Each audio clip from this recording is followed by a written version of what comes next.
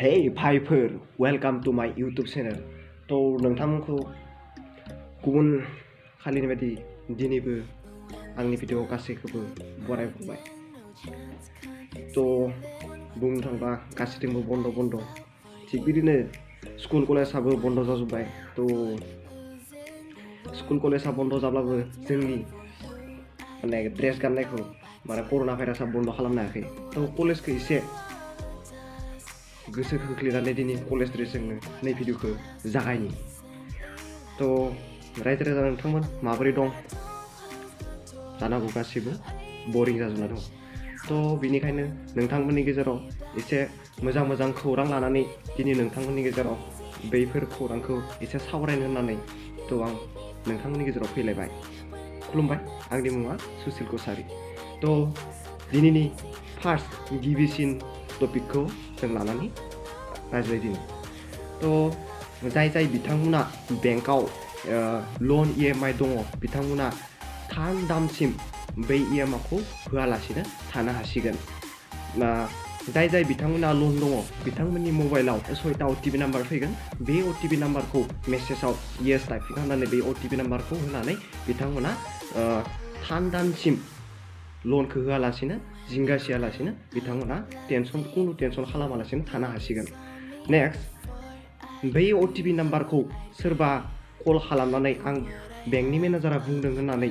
Call खालामनानै सोरबा बिहरदोंब्ला बै OTP नाम्बारखौ मालाबाबो शेयार खालामबा मालाबाबो रावखौबो फोरमाय तो बे OTP नाम्बारखौ नोंथांमोना सिक्रेटनि लाखि आरो बे OTP नाम्बारखौ गुबुननो गोनांथि जानो गोनां माने कुनु प्रयोजन गैया बा कुनु गोनांथि गैया रावनोबो तो बे OTP नाम्बारा नोंथांनिल' आरो नोंथांनिल' थागोन तो 2 नाम्बार टपिकआ जाबाय जोंनि इन्डियानि prime minister PM Narendra Modi बिथाङा तो जिहेतु कर'ना भाइरासनि थाखाय जोंनि इन्डियानि थासारिया माने इक'नमिक्स माने रांखान्थियारि थासारिया गोबां गाज्रि जाना दं बेनिखायनो जोंनि मोदी बिथाङा माने PM प्रसेस फान्ड बेनि गेजेरजों जोंनि पाब्लिकनिफ्राय एसे एनै जाय माने डनेसन खालामनो लुबैदोंमोन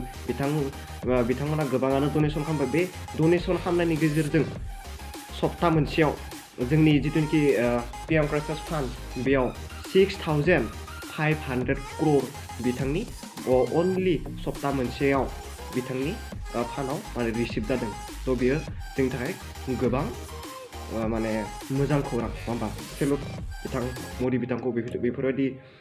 स्किप लानायनि थाखाय तो 3 नाम्बाराव टपिकआ बुंनो थाङोब्ला बहुत गाज्रि जेनेबा बा दुखुनांथावना तो सोरनिबा आदा सोरनिबा फंबाय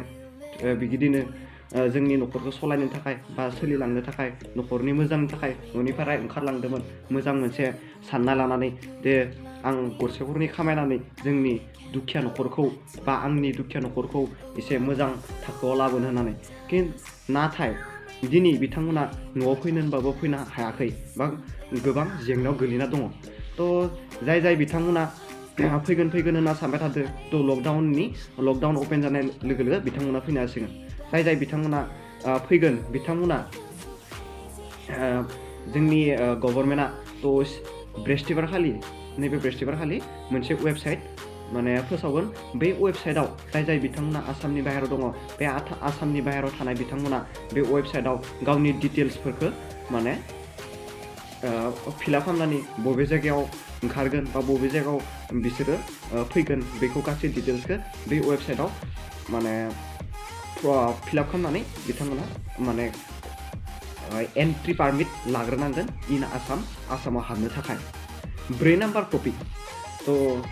जों गासैबो स्टुडेन्ट आंबो स्टुडेन्ट सासे दिनै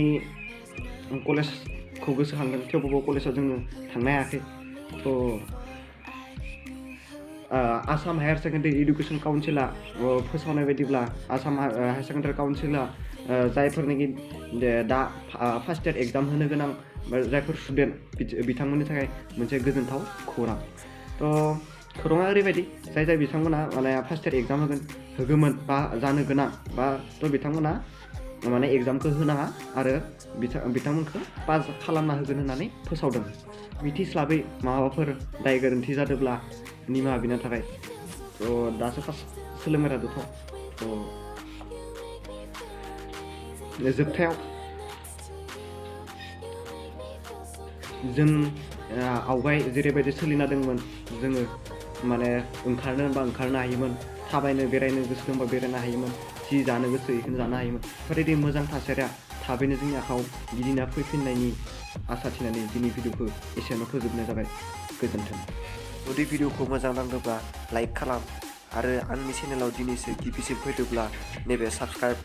आइकनाव थुनानै साबस्क्राइब खालाम आरो नैबे बेल आइकनखौ थुनानै आंनि गोदान भिडिअखौ नटिफिकेसन मोननोब्ला अल खालामना ला आरो आंनि गोदान भिडिअसिम नोंथांमोना मिजिंथिना थानो हागोन।